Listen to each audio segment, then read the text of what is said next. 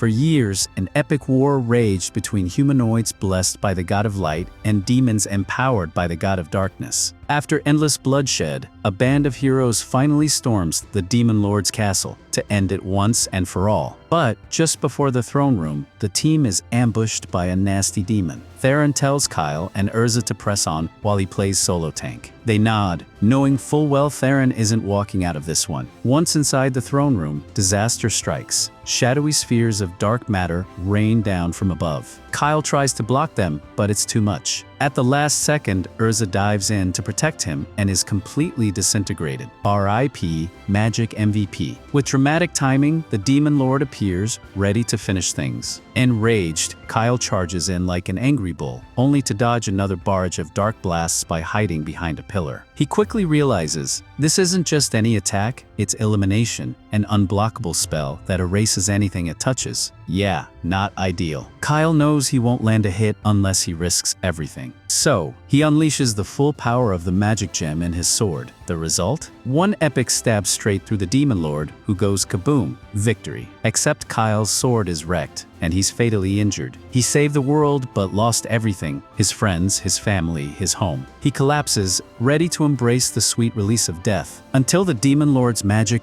gem suddenly goes haywire. With no one controlling it, it could blow up the entire planet. So, barely alive, Kyle crawls to the gem and grabs it. Flash! He wakes up in his childhood bed. Totally confused, Kyle checks the window. His hometown, burned to ash in the past, is standing tall and peaceful. He's stunned. Then his childhood friend Layla walks in, worried. Kyle freezes, speechless. Is this real? A dream? Hallucination? Doesn't matter, he's just happy to see her. So he hugs her tight. Layla, flustered, asks what he's doing, but Kyle is too caught in the moment. She tries to escape, but he holds on, and they both tumble onto the bed in a very non-platonic position. The tension skyrockets. Problem is, they're not at that stage of the relationship yet. Layla's face shifts from red to furious. She punches Kyle so hard he does a triple flip midair. Now groaning in pain, Kyle gets scolded hard. She storms out, yelling something about warnings and emotional prep time. Lying there in agony, Kyle realizes something wild. That punch hurt. If this were just a dream, he wouldn't feel anything, right? He pulls back the covers, and there it is. The Demon Lord's magic gem glowing ominously. So yeah, whatever's going on, this dream just got a whole lot more complicated. Now certain this is reality, Kyle walks to the mirror to get a good look at himself and is shocked. He looks much younger than he did during the war. Even stranger, he clearly remembers suffering several fatal injuries during the battle with the Demon Lord. Yet now his body is perfectly healthy. His hometown is intact, and Layla is alive. With all this in mind, Kyle concludes that he must have somehow returned to the past, and the only clue he has is the Demon Lord's magic gem. Sure, the Demon Lord was absurdly powerful, but creating a spell that sends someone back in time, that's way beyond any magic Kyle knows. Suddenly, his stomach growls loudly. So off he goes to the kitchen. When Kyle walks in, he's stunned to see a full meal laid out for him. It doesn't take a genius to guess that Layla made it before she left. She used to do this all the time, especially since Kyle and his mom were too busy or too magically incompetent to cook anything edible. He pulls out a bowl, tastes the food, and is in heaven. It's been years since he had a proper meal. On the battlefield, survival meant choking down bland ration cubes in the middle of nowhere. A few minutes later, Theron strolls in, clearly looking for food. But once he sees all the empty plates stacked in front of Kyle, his face drops. The stew is gone. Every last drop. While Theron begins a passionate monologue about culinary betrayal, Kyle sits back, still trying to comprehend everything. Just hours ago, the two of them were fighting side by side against the Demon Lord. Theron had even stayed behind to buy him time. Now he's here, hungry and grumpy. Theron notices Kyle staring and asks if something's wrong. Kyle shakes it off and casually asks what year it is. Weird question, but Theron answers. It's the 24th of May, 2823. Also, Kyle's birthday. Theron says he'll forgive the feast theft just this once, but he's still starving. So he's heading to Leela's place to beg for food. He might even throw in a dramatic kneel if necessary. Pride doesn't matter when you're hungry. While Theron goes off to beg, Kyle stays in the kitchen thinking deeply. If he really has returned to the past, he needs to confirm some things, and there's only one person who can help.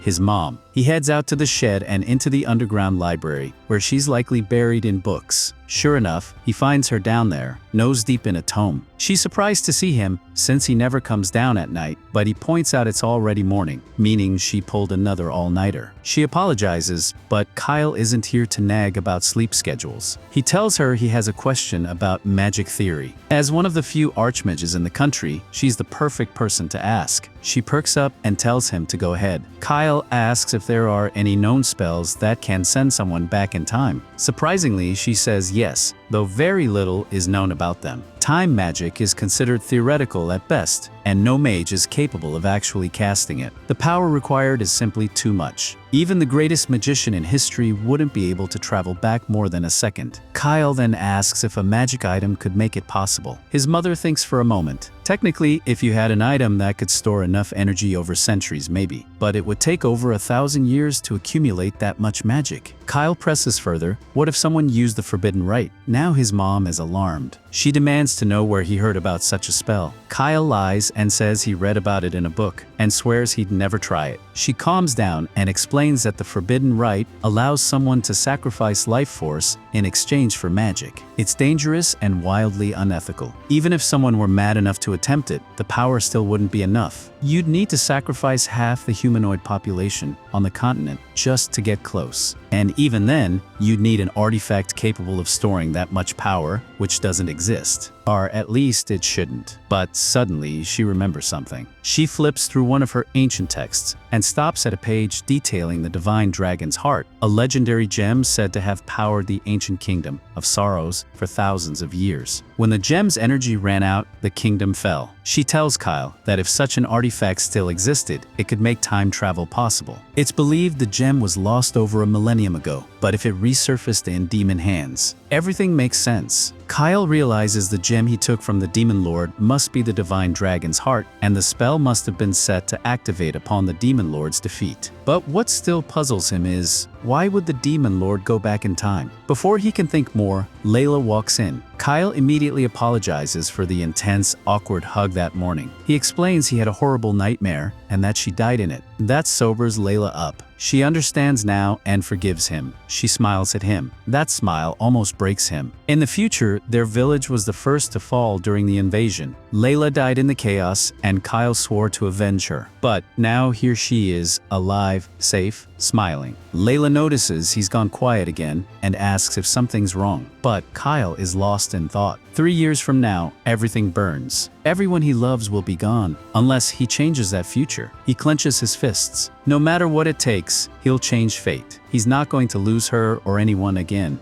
Kyle knows he only has 3 years before the Great Cataclysm, so the very next day, he gets to work. He starts training by summoning a mental image of the Demon Lord and charging in. But after a few swings and a couple of blocks, reality hits. His body is weak. Like, embarrassingly weak. It makes sense. By this point in time, Kyle had been living the lazy life of a certified couch potato. His combat skills are trash. The one thing going for him? His magic stats seem to have carried over from the future. So, he tries buffing himself with speed and strength enhancements, and still eats dirt. His body simply can't keep up with his magic. Conclusion? He needs to train hard. Meanwhile, Layla and Theron are spying on him from the bushes. From their point of view, Kyle has been running around yelling at nothing and falling over all morning. Concern levels rising. Then Ela, his mom, shows up and asks what they're doing. They explain that Kyle's suddenly working out like a madman, which is weird considering just days ago, he couldn't care less about training. Layla thinks maybe he's doing it for a girl. This crushes Leela's hopes. If he hasn't confessed to her, then it must be someone else. Fueled by jealousy, she storms in and shakes Kyle so hard he throws up. Realizing she may have gone a bit overboard, she makes it up to him by cooking his favorite lunch. Though still a bit queasy, Kyle forgives her. Since everyone's gathered, he brings up a question that's been on his mind. How do you force entire nations to take action? Everyone's confused, kind of a weird topic for lunchtime. After thinking it over, Ela lists a few ways. Get the kings on his side, become a powerful priest, or rise to fame as a legendary hero. And if all else fails, grow a mustache and commit war crimes to get noticed. Kyle thanks her for the colorful options, but he needs to unite the nations in less than 2 years, and the only realistic path is to become a hero. So, he heads straight to his room and starts speed reading every book he can find. Knowing what's coming gives him an advantage. He knows which myths are real and which are garbage. Theron walks in and is shocked to see Kyle voluntarily studying. He flops on the bed and asks, "Are you seriously trying to become a hero? You know that's not a job you can just apply for,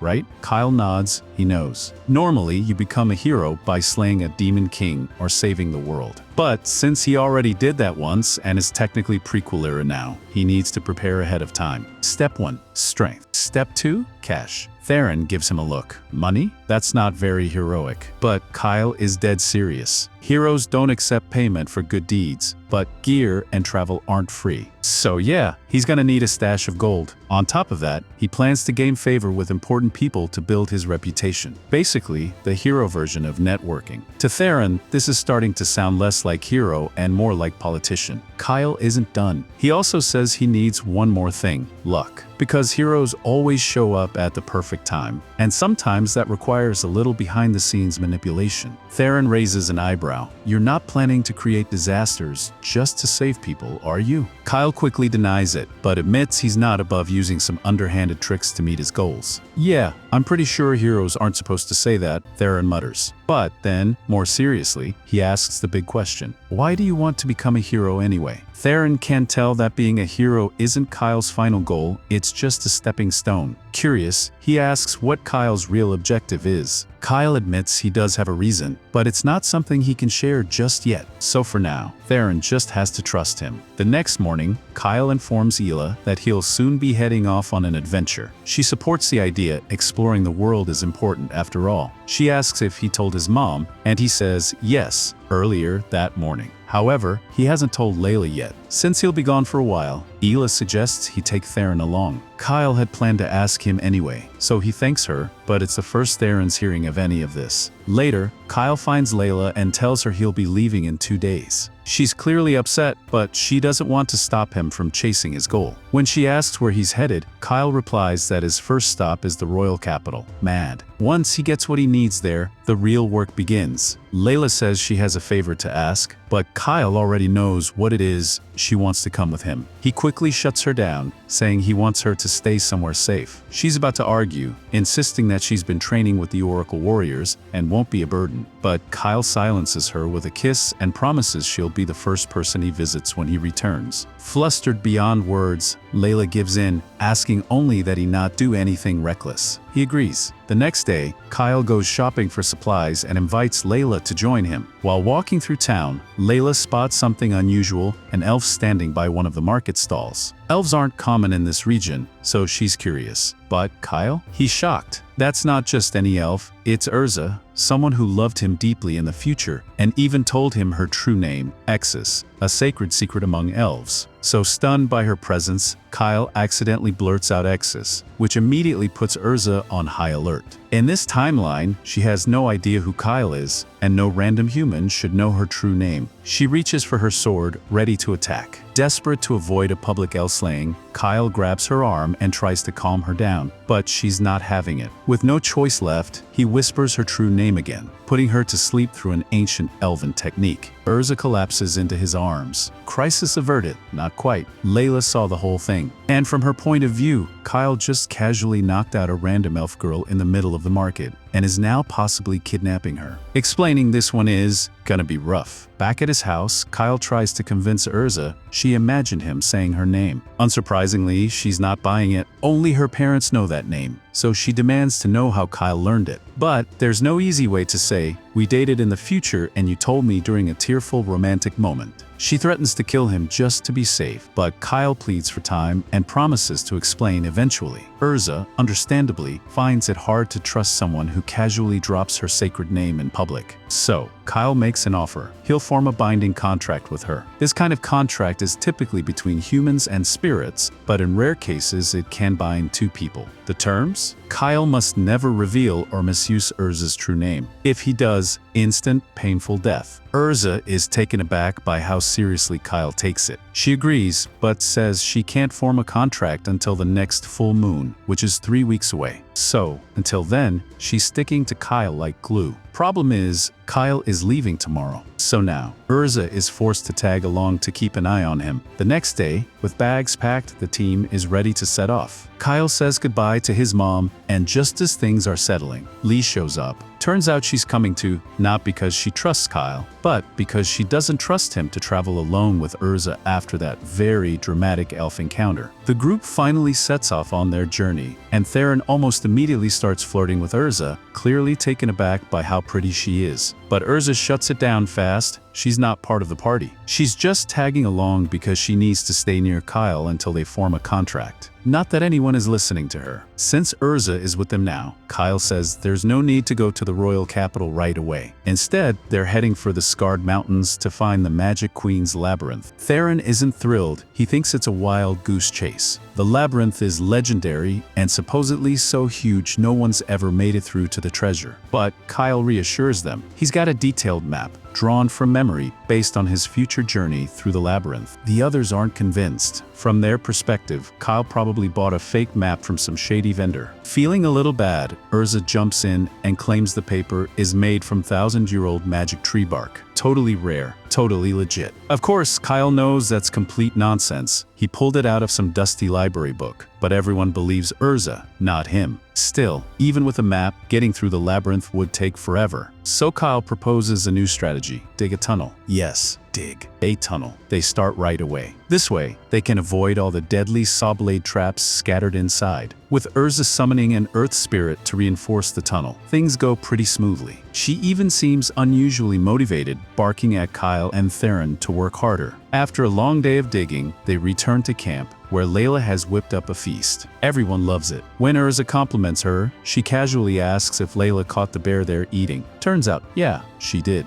with her bare fists. Completely normal for her. After dinner, Urza uses spirit magic to create a hot spring in the mountain. She and Layla go for a relaxing soak, while Kyle has to physically restrain Theron from trying to peek over the wall. The next day, work resumes. While the others take a break, Urza pulls Kyle aside and demands answers. Why does he want to be a hero so badly? She knows the others haven't asked out of trust, but she doesn't trust him, especially after he used her true name. She's watched Kyle work nonstop, wearing weight-enhancing rings that make his body 9 times heavier than normal, yet he never complains. Clearly, there's more to this than wanting fame or glory. Just as Kyle is about to answer, his shovel hits something, a vault wall. He cuts her off and tells her to get the others. Once everyone gathers, Kyle kicks the wall down, revealing an enormous mountain of gold and treasure. Theron practically dives into the pile, convinced he'll never have to work again. Meanwhile, Kyle quietly slips away. There's a different treasure he's after, hidden deeper in the labyrinth. He finds his way to a secret chamber where an ancient, legendary sword awaits. One that accompanied him through countless battles in the future. As he steps closer, the sword's avatar materializes before him.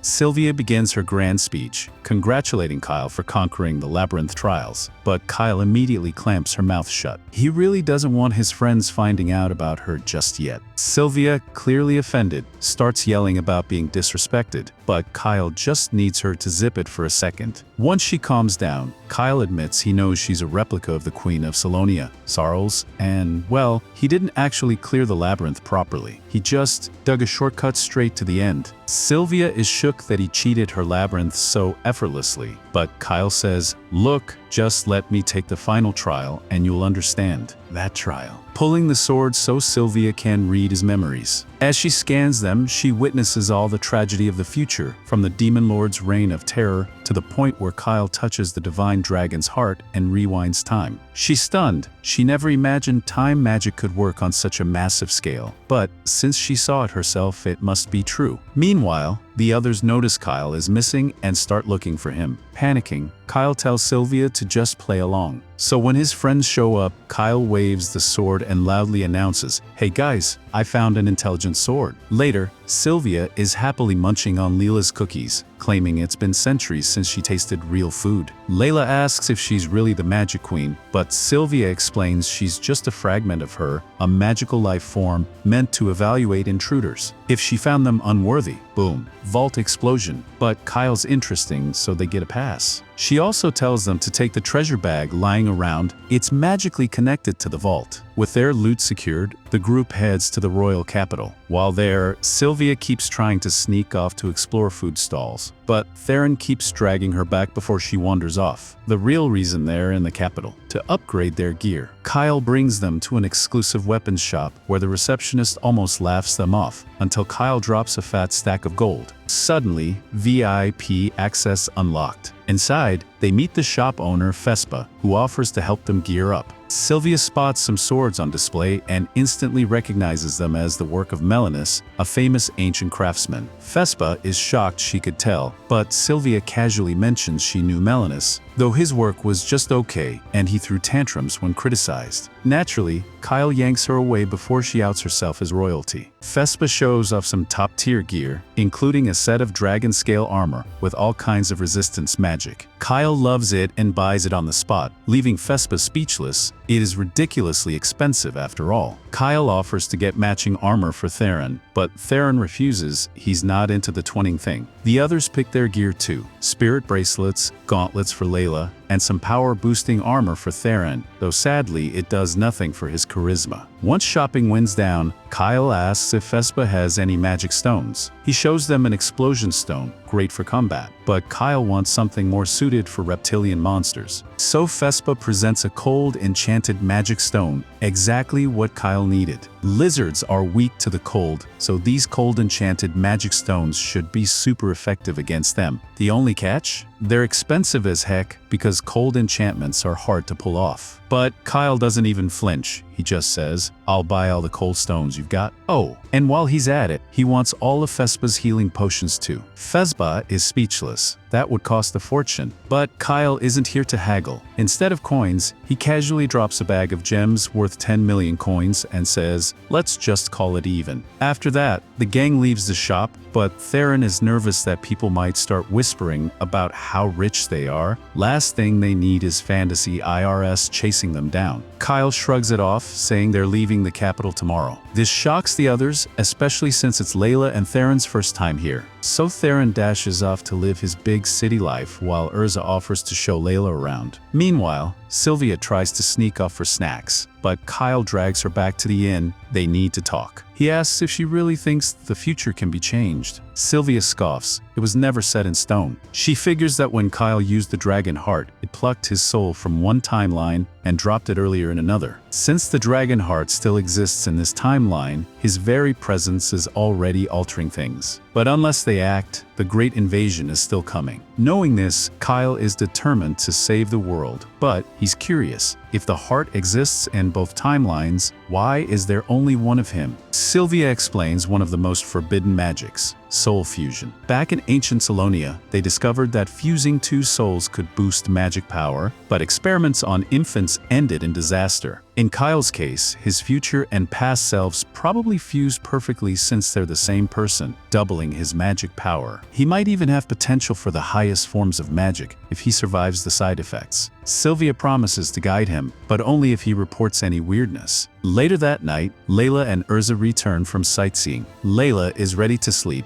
but Urza suddenly remembers tonight's the full moon. She needs to perform the contract ritual with Kyle before it's too late. She rushes to find him and sees him training with Sylvia in the forest. Kyle had totally forgotten, and though he's exhausted, he agrees. As Urza draws the contract circle, she thinks about how this ritual is a sacred thing in her village, like a wedding vow. She never imagined her first time doing it would be with a half-asleep human. She finishes the circle and yells at Kyle to wake up. He stumbles up, they stand in the circle, and he recalls how he and Urza did this in their married life from his previous timeline. So, after vowing not to misuse her true name, he seals the deal with a kiss. Urza is frozen, completely stunned, then shoves him back, fuming. "You don't kiss unless it's a marriage contract, idiot." Kyle is confused. He thought that's just how it works. Urza is not amused. The next morning, as they leave the capital, Layla notices how tired everyone looks. Kyle admits he and Urza were up handling some stuff, but Urza refuses to elaborate. Meanwhile, Theron was up all night trying and failing to get a girlfriend. Even being rich didn't help. They're headed to Arkan, but Kyle gives a vague excuse that Sylvia's prophetic abilities pointed them there. When they arrive, they coincidentally witness Princess Melina's parade through town. The kind, beloved princess waves to her people, but Kyle knows that in 2 days she's fated to die. Her caravan is supposed to head to Scenes, a village recently attacked by hydras. She wants to show support, but ends up getting killed by one. Kyle mutters that it's the result of bad decisions, visiting a monster-infested village. Not smart. Sylvia wonders if it was an assassination masked as a monster attack, and Kyle admits there were rumors that her brother, Prince Carr, was involved, but nothing was ever proven. Regardless, it's officially recorded as a tragic accident. But to Kyle, it's also an opportunity to save Molina and make himself a hero. Kyle says that if he wants to be recognized as a hero, he needs to make his entrance feel natural and heroic, like it just happened spontaneously, but, strategically. Just then, Theron bursts into the room, saying he couldn't find out anything about Princess Melina's schedule. Kyle asks him why he was even looking into that, and Theron, being the hopeless romantic he is, says he wants to rescue the princess, and maybe spark a little romance in the process. Kyle internally cringes, realizing this was also his own plan. How embarrassing. Theron tells him to back off because he called dibs on Melina first, but Kyle assures him he already has more romantic drama than he can handle. He drops the bomb that Melina is in actual danger, once again using Sildonia's prophetic powers as his cover story. Theron, ever the believer, immediately accepts this and declares he'll just follow the princess around like a loyal, if slightly creepy bodyguard. He's unusually confident in his ability to stalk women, which makes Kyle very nervous. Please, no sabotage today. The next day, as Melina's convoy leaves the town, Kyle and the gang hide in the bushes to observe. The girls wonder how they can follow the convoy without drawing attention,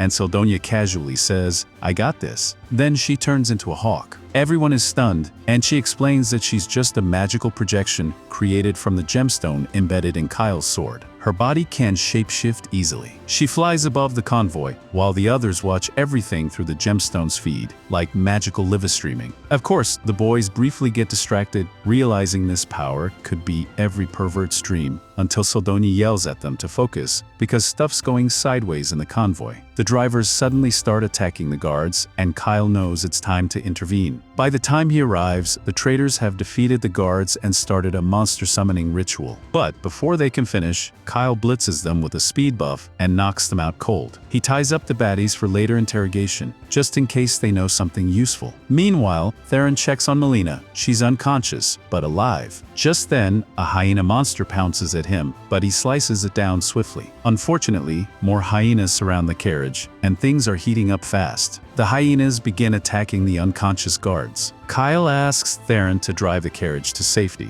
but the reins are cut. Theron needs to tie them back together to move. And just when it couldn't get worse, a hydra starts approaching. Kyle feels the earth rumbling with its arrival and tells everyone their top priority is keeping Melina safe. He asks Theron and the girls to get her out of there, while he stays behind to stall the hydra. The girls protest, but Kyle insists it's not reckless. He actually has a shot at winning. Urza decides to trust him, and Kyle runs off to face the monster. Sildonia asks if he's seriously planning to solo a hydra, and Kyle says it depends on how many heads it has. He's confident he can handle a 3-headed one. Then the hydra appears. It has 8 heads. Kyle momentarily forgets how to count and nearly pees his pants. But hey, too late to back down now. He dodges the initial attacks with ease. When the hydra breathes poison gas, he shields himself with his enchanted robe. The gas instantly withers nearby plants, but Kyle's high-quality gear keeps him safe. He pulls out a blizzard magic stone from his bag and hurls it at the monster. The cold freezes the Hydra in place. Then he follows up with an explosion stone, blasting a chunk of its scaly body open. Seeing the opportunity, Kyle dashes in, blocks another poison breath with his robe, and slices off one of the Hydra's heads. Unfortunately, it grows right back, faster than a bad haircut. He keeps trying the same head-chopping strategy, with increasingly desperate energy, but the Hydra just won't stay down. And to make it worse, he's now out of blizzard stones. With the situation getting dire, Kyle goes for his final move. He activates his super speed skill, dashes toward the Hydra, and hides an explosion stone in his hand, preparing for his last-ditch gambit. The Hydra isn't fast enough to react, and Kyle charges straight through its chest like a magical bullet. He tears the wound open even wider and, with dramatic flair, shoves a bunch of activated explosion stones inside the monster's body. Just as he's about to make a heroic exit, the Hydra smacks him away like yesterday's leftovers. Battered and bruised, Kyle somehow drags himself to his feet. The Hydra, now severely annoyed, starts stomping toward him like it means business. But then,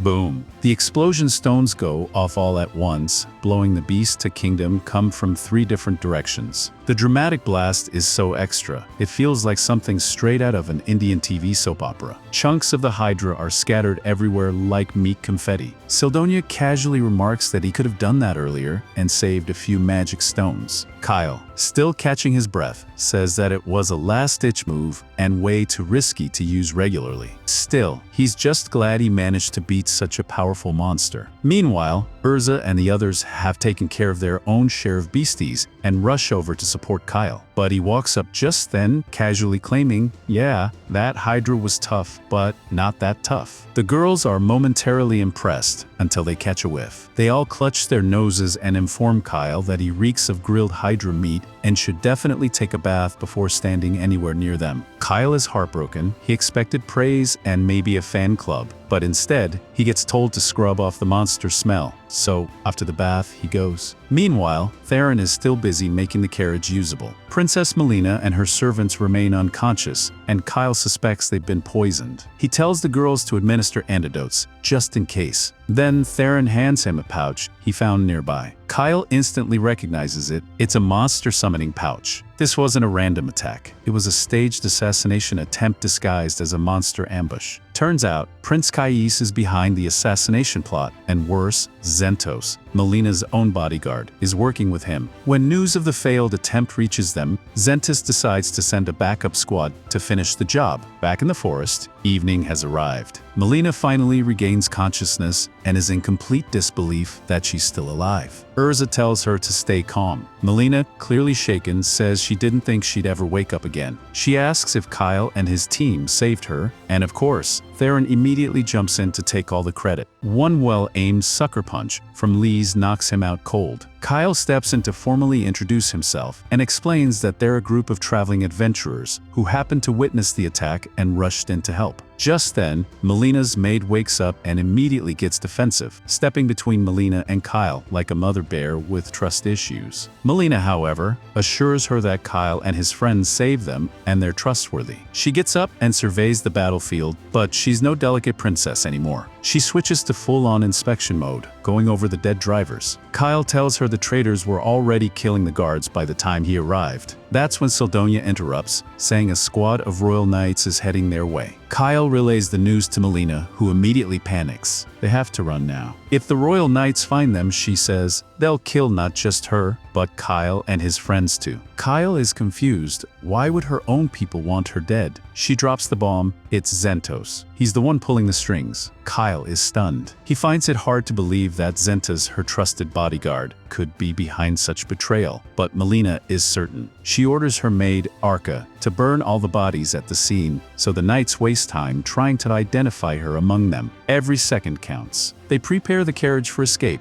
Melina asks Kyle and his group to accompany her so she can explain everything along the way. Ever the helpful idiot, Theron tosses the monster summoning pouch into the flames too, figuring that if more monsters get summoned, it might stall the knights even further. Because when you're running from assassins, what's a few extra monsters for chaos?